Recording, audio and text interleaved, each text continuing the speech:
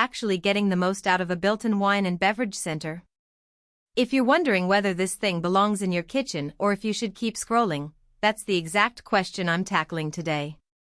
Link is in the description if you want to check the product details on Amazon. The decision isn't just about, does it look cool? It's about how it fits into your daily routine, whether the price makes sense for the convenience you'll actually use, and if the trade-offs line up with your lifestyle. Let's start with the hesitation most people feel. A 48-inch appliance isn't a small purchase, and it has to slot into a cabinet that's already there. You might picture a sleek stainless steel unit that silently chills a few bottles of Pinot and a stack of cans, but the reality can be a little different once you open the door. The biggest risk is ending up with a niche gadget that gathers dust because the temperature zones aren't flexible enough for the wines you love, or because the convection takes up space you'd rather use for snacks. That's why I spent some time thinking through the everyday scenarios where this unit actually shines. First, the category itself. Built-in beverage centers sit between freestanding wine coolers and full-size refrigerators. They promise the best of both worlds, a dedicated zone that stays at a wine-friendly temperature, and a side compartment that can handle sodas, beers, or even pre-chilled mixers. For a household that entertains regularly, that separation means you don't have to pull a separate cooler into the living room or scramble to keep a bag of ice on the counter.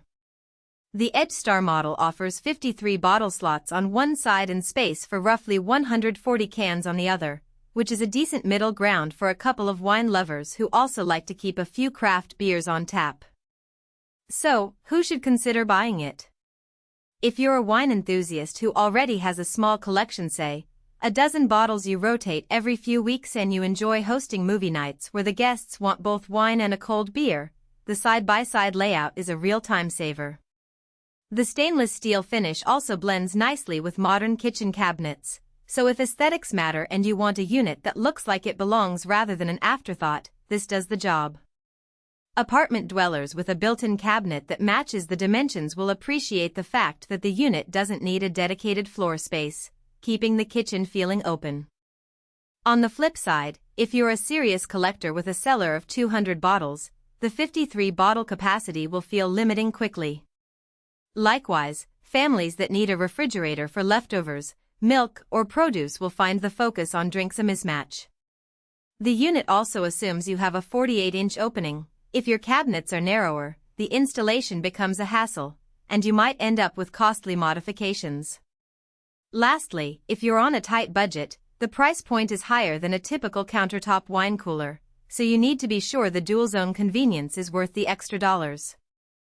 Now, onto the practical strengths that matter once the unit is installed. The most obvious win is the separation of temperatures. Wine lovers know that a few degrees can change how a Pinot Noir tastes, while a can of lager prefers a colder environment. Having those zones side by side means you can pull a glass of rose and a cold soda without fiddling with a single temperature setting. In a real-world scenario, imagine a summer backyard barbecue. The kids are grabbing chilled lemonade from the can side, while the adults are uncorking a chilled Chardonnay from the wine side. No one has to wait for the fridge to settle after each door opening. Another strength is the organization of the bottle space.